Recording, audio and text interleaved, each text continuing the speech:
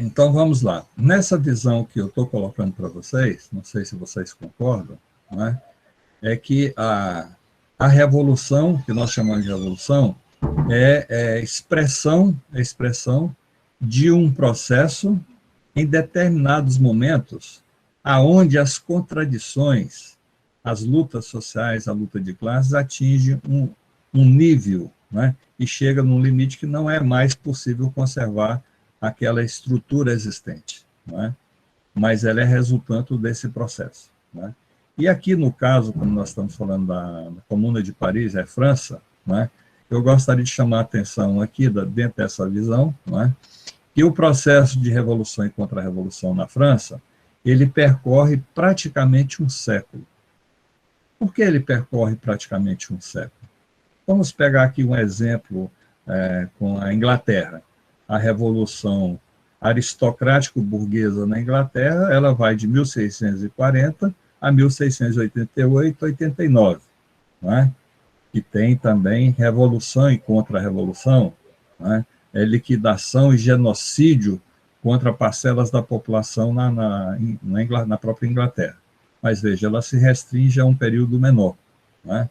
Na França, pelas suas particularidades, e aí principalmente por ter duas casas monárquicas que disputam poder, e por ter surgido com força, a ideia da república, não é? Então, esse elemento ele é importante para entender a revolução e contra-revolução, né? Que a república ela surge com muita força, e vai marcar esse um século de revolução e contra-revolução na França, né? Então, aqui eu, de uma forma bem sintética, eu dividi em 12 momentos. São 12 momentos que se delineiam com muita nitidez, né? Que é de lutas e alianças de classes, que são explicitados com maior ou menor contundência, né? Ou seja, aquela composição, aquele bloco de poder que se torna vitorioso, ele no desenvolver, ele se desfaz, reconfigura, né? E vai permitindo o quê? Que se formem novos blocos do poder, da contraposição, oposição, etc, etc. E aí eu gostaria de chamar a atenção para o primeiro aqui, que é o que nós chamamos de período pré-revolucionário, e aqui surge, nesse momento, antes da Revolução, o que nós chamamos de iluminismo. Não vou entrar em detalhe aqui, mas tem suas particularidades. O iluminismo não é só ao nível das ciências humanas. O iluminismo corresponde a um grande processo de desenvolvimento do conhecimento científico, que já vem lá desde o Renascimento, não é? Mas chega nesse momento, ele tem uma grande dimensão, que é de pesquisas, estudos nos vários níveis e áreas do conhecimento científico, né? Então, produz aqui um conhecimento novo e um conhecimento revolucionário. Revolucionário não só por negar as ideias prevalecentes da Igreja, né? Mas, fundamentalmente, por permitir instrumentos incorporar esse conhecimento ao processo de transformação da natureza, né? E, consequentemente, aqui também da sociedade. É o que nós chamamos de iluminismo. Então, veja, nesse período pré-revolucionário da França, já estava dando início à chamada, que vai se configurar como Revolução Industrial na Inglaterra, né? É o momento em que as colônias da América do Norte se tornam independentes. Então, o que nós chamamos que a Revolução norte-americana, estadunidense, né, é associada à luta de independência. E neste contexto, né, especificamente da França, né, há uma crise estrutural. Uma crise estrutural porque ela atinge o nível econômico, social e político, né? Porque, conforme nós estudamos, o absolutismo, né, para atender os interesses dessa oligarquia que se apodera do poder, da nobreza, né, ele tem que criar o quê? Uma série de instituições, uma série de associações, de companhias, né, para o quê? Para disputar o contexto internacional, a situação geopolítica. E quem passa a assumir o poder e apropriar-se dessas instituições, que passam a desenvolver atividades não baseado a clássica acumulação da nobreza, e sim burguesa, né? Então, essa crise estrutural, ela produz um aburguesamento da nobreza e um enobrecimento da burguesia. Então, ela há nos dois sentidos, né? Que nesse processo de crise estrutural há uma confluência de interesses, né? De convocação e eleições para a composição dos estados gerais, com parcela significativa da nobreza, né, da nobreza aristocrática, defendendo isso, porque estava se colocando contra um centro que era o poder do rei, o poder o absolutismo, né, porque já tinham acumulado fortunas e muito poder e não aceitava mais as imposições monárquicas, né. Então, esse é um primeiro momento. E é fundamental aqui, nesse primeiro momento, né, é que vão surgir ideias, formulações teóricas, que vai perpassar toda a história e chega, inclusive, aos nossos dias. Chega até os nossos dias, né? A ideia, por exemplo, do laicismo contra a igreja, no momento, era a igreja romana, né? Então, isso já surge aqui nesse processo. Então, há uma série de elementos que surgem, que são fundamentais e vão marcar todo o processo posterior, não é? E outro momento que é nitidamente delineado, que é a instalação da Assembleia dos Estados Gerais, que leva à queda da Bastilha e seus desdobramentos, não é? Essa queda da Bastilha, em julho de 1789, não é? Vai permitir, por uma situação de fome, não é? De precariedade, de vida, etc., etc., etc., principalmente em Paris, pela expulsão dos camponeses da terra, né, pelo acúmulo, né, de terra na mão dos grandes proprietários, e principalmente nobres aburguesados, né, vai criar essa migração dessas classes populares para a periferia das grandes cidades, principalmente Paris. Então, com essa queda da Bastilha, ela nos traz aqui, nos chama a atenção, que é a erupção das classes populares no processo histórico. Mesmo sem uma consciência, não há reação mais imediata de buscar satisfazer as necessidades primárias, né, de alimentação, falta de abastecimento, miséria crescente, né? E, nesse processo, o quê? Se chega a um acordo geral, que é a monarquia constitucional, que se implementa em 1791. Então, do ponto de vista daquele momento histórico, muitos acreditavam que tinha chegado ao final esse processo de mudança geral, porque o rei tinha se submetido ao parlamento, né, ao modelo inglês na época, né? Porém, né, esse rei tenta se articular com as monarquias e a reação europeia, tenta fugir da França, é pego, né, e é retornado a Paris. Então, aí vai marcar um quarto momento, que é o período entre a Assembleia e a Convenção Nacional, sob a monarquia constitucional, em setembro de 1791, que é denominado período girondino, né? Esse período girondino, com essas atitudes da Casa Real e do rei, né, vai permitir que a ascensão dos jacobinos, e eu chamo a atenção aqui, a ascensão dos jacobinos, que é importante. Esses jacobinos, suas maiores expressões, Robespierre, Saint-Just, eram seguidores de um pensador lá de alguns anos anteriores, chamado Jean-Jacques Rousseau. Esse Jean-Jacques Rousseau, que às vezes a gente o lê, né, o estuda, porque ele tem uma multiplicidade de área de conhecimento que ele intervém, inclusive se atribui a ele, com aquela obra Emílio, né, ser o sistematizador da educação moderna, né? Mas o fundamental aqui é que é o período dos jacobinos. E, em função disso, o quê? Que os jacobinos que tinham guilhotinado o rei proclamam a Primeira República. Então, esse momento aqui é um marco importantíssimo, que é a ascensão dos jacobinos, que trazem consigo ideias de conteúdo e caráter social, para além daquela articulação, daquele bloco no poder, que é uma aliança entre a burguesia e a nobreza. Né? Aqui é que nós chamamos assim, em geral, da pequena burguesia com as ideias sociais. E aí surge o que? A proclamação da Primeira República. Né? E esse momento vai marcar fundamentalmente o outro momento, que é o quinto momento, que é o chamado período do jacobinismo, que vai de 1793 a julho de 1794. Né? E aqui tem inovações importantes.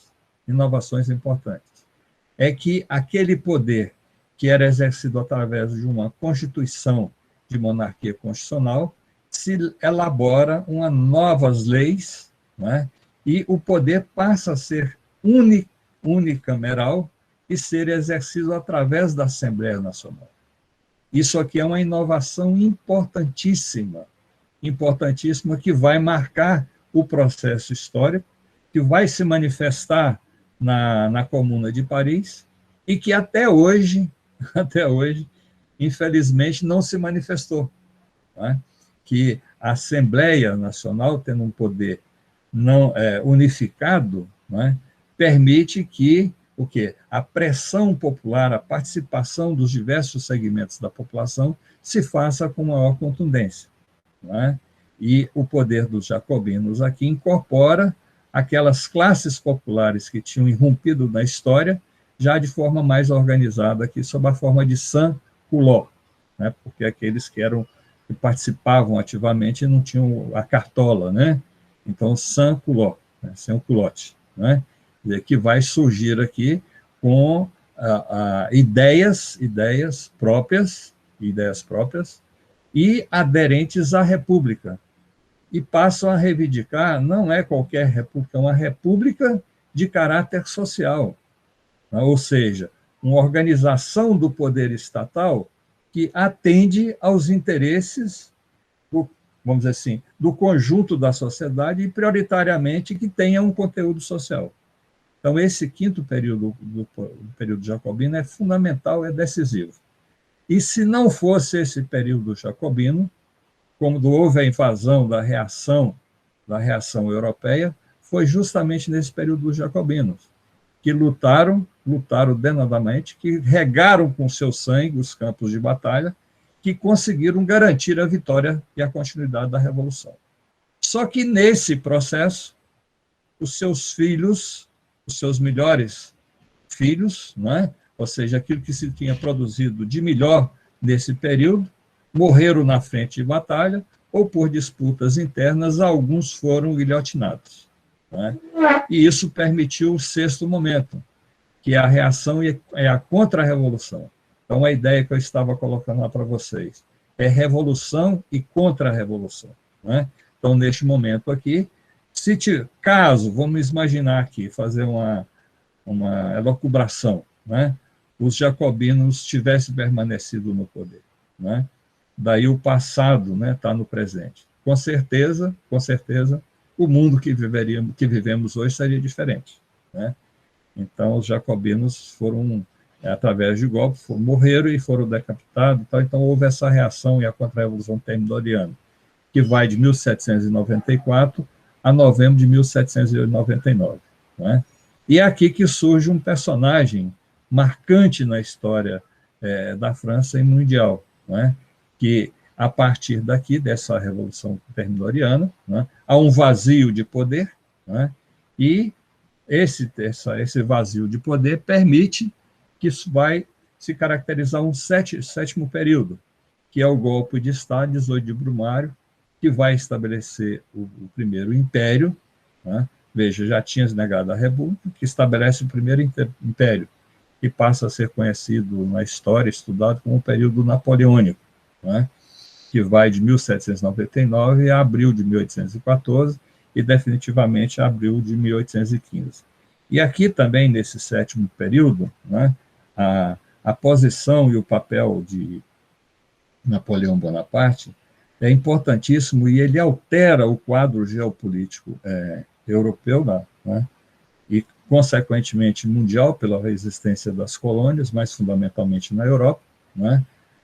Ele altera porque, de fato, ele invade vários países, ele trava guerras, né, ele destrói aquela ordem existente até então e tenta criar uma nova ordem, né, uma nova ordem, mas sendo derrotado, né, essa pretensão ela é jogada por terra porque as dinastias tradicionais retomam o controle e voltam ao poder, né.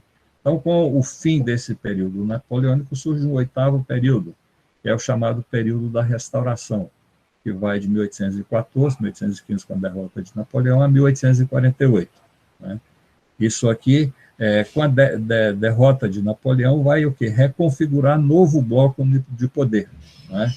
E esse período, de 14, 15 a 48, tem dois períodos também nitidamente delineados. Né? O primeiro chega até 1830, e o segundo, através de um golpe de Estado, né? E veja aqui, estou chamando a atenção, através de blocos no poder, recomposição, alianças de classes, recomposição dessas alianças, um novo bloco, golpe de Estado, né? Leva ao poder Luís Felipe, que é o chamado rei burguês, que governa até 1848. Esse rei, chamado rei burguês, é porque ele não usava coroa. Ele era banqueiro, ele era associado ao capital financeiro, era muito rico, e ele usava aquela cartola, né? Por isso a denominação dele de rei burguês, que vai até 1848. E é interessante essa data de 1848, porque é o momento em que várias contradições existentes em vários países europeus, né, provocam uma alteração significativa no contexto europeu e na França, né? Que vai aqui na França caracterizar um novo momento, né, que é a queda do Luís Felipe, 1848, e nesse momento, veja aqui, olha, é proclamado novamente a Segunda República. A Segunda República que vai o quê? Recompor o poder através de eleições. Né? E essas eleições permitem que vá surgir um personagem que, segundo diz, era sobrinho do Napoleão I, que é o Luiz Bonaparte, né, que se elege, inclusive ele não morava na França, né, mas ele se colocando como representante das glórias passadas do tio, não é? Ele recebe uma votação surpreendente. Segundo Marx, era um elemento medíocre, mas tem uma votação surpreendente, né? E, por uma articulação e recomposição de novo bloco no poder, ele dá um golpe. Ele é eleito deputado para a Assembleia, depois é eleito presidente, dá o golpe e proclama, em 1851, não é 52, que é o final de 51, 52, o Segundo Império. Né? Então, vocês observam aqui, eu chamo a atenção aqui da proclamação da República, porque aqueles setores jacobinos, radicalizados, seguidores de Jean-Jacques Rousseau, defensores da ideia de uma república social, sempre que vai tendo oportunidade, eles se inserem no processo da luta de classe e força, não é? E aí, com a organização e mobilização popular existente, não é a ideal, né, mas existente, porque eles tinham influência e convivência com os setores populares, e, em geral, esse processo na França é resultante também de grandes mobilizações sociais, né, principalmente em 1848, é o que o Hobsbawm chama a Primavera dos Povos, né, porque atinge também a Alemanha, atinge vários outros países, né. Na Inglaterra já era o movimento cartista, né. Então, são uma série de movimentos que se manifestam em 1848 aqui, né, com esse processo, e com a proclamação da Segunda República. Diga. Desculpa te interromper. Preocupado aqui um pouquinho com o nosso tempo, caso você queira já dar uma aceleradinha até a gente chegar na comuna, talvez seja bom para conseguir encaixar, tá bom? Tá legal. Tá, então, vou aqui. Já estou no nome aqui rapidamente, tá? Beleza. Valeu, Silvio. Tá. Então, no décimo período disso, né, que é o Segundo Império, 51, 52, que vai até 1870, a derrota da França para a Prússia, na Guerra Franco-Prussiana, e veja, fundamentalmente aqui pela proclamação da Terceira República. Volta a ideia da República em setembro de 1870, dia 4 de setembro, se não me engano. Né? Então, isso demarca nitidamente o processo de revolução e contra-revolução. Né? E aqui, o 11º seria da Comuna de Paris, que vai aqui de 18 de março, né, a 28 de maio, que é a primeira experiência de governo popular socialista. Já, veja lá, com a proclamação da República. Né? Então, aqui, no bojo da Comuna de Paris, já vem as ideias da República de caráter social, de um poder unificado exercido através de um comando unificado, não mais da institucionalização dos três poderes. Né? E o quarto período aqui, né, que é a derrota da Comuna e a consolidação, aqui dá basicamente mais de uma década, da Terceira República, né, que é o momento em que a burguesia republicana se afirma como segmento hegemônico e dirigente do processo. Né? Então, aí passa-se, a partir daí, nessa Terceira República, uma composição dos diversos elementos das classes dominantes, formando blocos no poder para manter e disputar o poder na França. Então, esse, assim, em síntese, é esse processo de revolução e contra-revolução. Não é? E a Comuna de Paris é tema da obra que eu sugeriria a vocês para lerem, né? Quem não leu ainda, A Guerra Civil na França. Então, obras de Marx sobre a França desse período que eu estou colocando para vocês, tem 3 obras. É o processo da luta de classes na França, o 18 de Brumário, que está sendo uma leitura que vários estão recorrendo atualmente para atender como um elemento medíocre consegue chegar ao poder, que é o caso do Brasil, né, o chamado bonapartismo. Né? Ele vai dizer, nessa obra, né, vai dividir esse período em 3 manifestos. Né? E aí eu não vou falar muito sobre a Comuna, que vocês mais ou menos sabem, se for o caso a gente volta. Né? Então ele escreve essa obra, Guerra Civil na França, que é a primeira obra de forma sistemática que vai ser grande, que é responsável em grande medida, né, para chamar atenção para a importância do que foi a Comuna de Paris. Né? Nós estamos aqui agora, neste momento, inclusive em função dessa obrazinha aqui de Marx, A Guerra Civil na França. Eu divido isso aqui em 3 períodos. De 23 de junho de 1870, né, quando Marx aponta para os perigos e possíveis consequências da Guerra Franco-Prussiana, ou seja, Marx não foi um aderente, um incentivador da deflagração da Comuna de Paris, isso está documentado. Né? O segundo, 9 de setembro de 1870, não tinha deflagrado ainda também, Marx faz uma análise geopolítica europeia e a quem serve a Guerra Franco-Prussiana. Eu estaria aqui para ler, mas vou deixar de ler aqui. Quem tiver acesso ao livro depois vai ver essas observações aqui. Né? E nesse momento, Marx diz, olha, é um suicídio, uma sublevação do proletariado, das classes populares, contra o governo. E veja que 9 de setembro já tinha derrotado e o país estava sem um governo, né, centralizado. Né, tinha se formado, estava em processo de formação, um chamado Governo de Salvação Nacional, né, onde, inclusive, 2 proletários têm assento nesse governo. Né, mas ele chama atenção, olha, é uma ameaça, é um suicídio, uma insurreição. Neste contexto geopolítico e no contexto político da França, seria um suicídio. E estaria ali correndo o risco de que aquilo que de melhor o proletariado tinha produzido em nível de consciência, de organização, pudesse ser dizimado. Né? E o terceiro é 30 de maio de 1871, logo no imediato, que ela vai ter, no decorrer, né? Poucos dias após o encerramento dos combates mais ferrenhos em Paris, né?